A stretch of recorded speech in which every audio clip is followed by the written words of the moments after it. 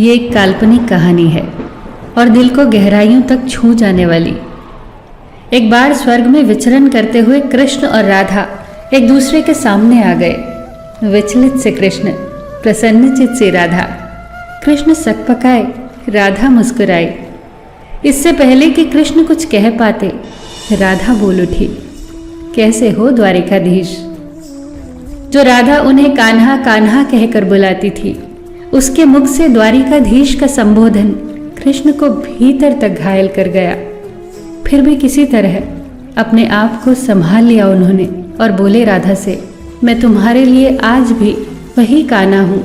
तुम तो मुझे द्वारिकाधीश मत कहो। आओ बैठते हैं। कुछ मैं अपनी कहता हूँ, कुछ तुम अपनी सुनाओ। सच कहूँ राधा, जब जब भी तुम्हारी याद आती थी, इन आंखों से आंसुओं की बूंदें निकल आती थी। राधा बोली, मेरे साथ ऐसा कुछ नहीं हुआ। न तुम्हारी याद आई, न आंखों से आंसू बहा, क्योंकि हम कभी तुम्हें भूले ही कहाँ थे। जो तुम याद आते, इन आंखों में तो सदा तुम ही थे। कहीं आंसुओं के साथ निकल न जाओ, इसलिए रोते भी नहीं थे। कान्हा, प्रेम से अलग होने पर तुमने क्या खोया, इसका एक आईना दिखाऊं तुम्हें। कुछ कड़वे सच प्रश्न सुन पाओ तो सुनाऊं। कभी सोचा है इस तरक्की में तुम कितने पिछड़ गए। यमुना के मीठे पानी से जिंदगी की शुरुआत की और समुद्र के खारे पानी तक पहुंच गए। एक उंगली पर चलने वाले सुदर्शन चक्र पर भरोसा कर लिया और 10 उंगलियों पर चलने वाली बांसुरी को भूल गए। कान्हा, जब तुम प्रेम से जुड़े थे तो जो उंगली गोवर्धन पर्वत उठाकर लोगों को विनाश से बचाती थी, प्रेम से अलग होने पर वही उंगली क्या क्या रंग दिखाने लगी। सुदर्शन चक्र उठाकर विनाश के काम आने लगी। कान्हा और द्वारिकाधीश में क्या अंतर होता है बताऊं? कान्हा होते तो तुम सुदामा के घर जाते, सुदामा तुम्हारे घर नहीं आता। युद्ध में और प्रेम में यही तो फर्क होता है। युद्ध में आप मिटाकर जीतते हैं और प्रेम में आप मिटकर जीतते हैं।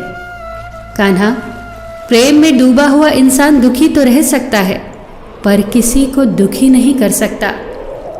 आप तो कई कलाओं के स्वामी हो, स्वप्न दूरदृष्टा हो, गीता जैसे ग्रंथ के दाता हो, पर आपने ये क्या निर्णय लिया?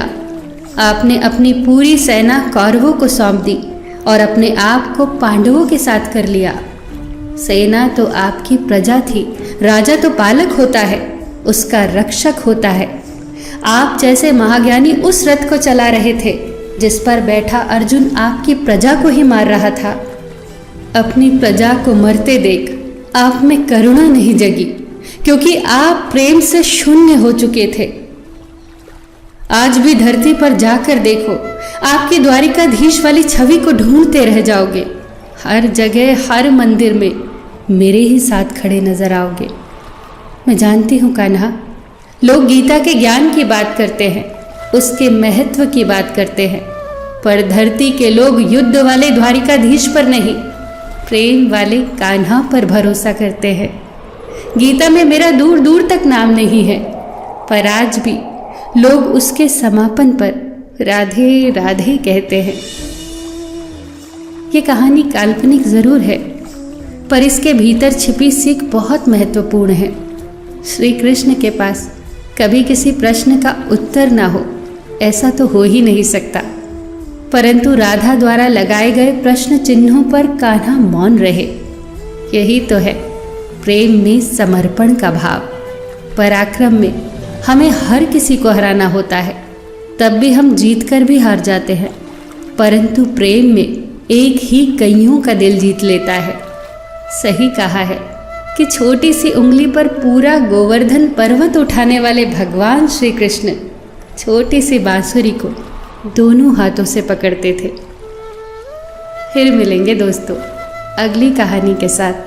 तब तक के लिए अपना ख्याल रखना और हमेशा मुस्कुराते रहना।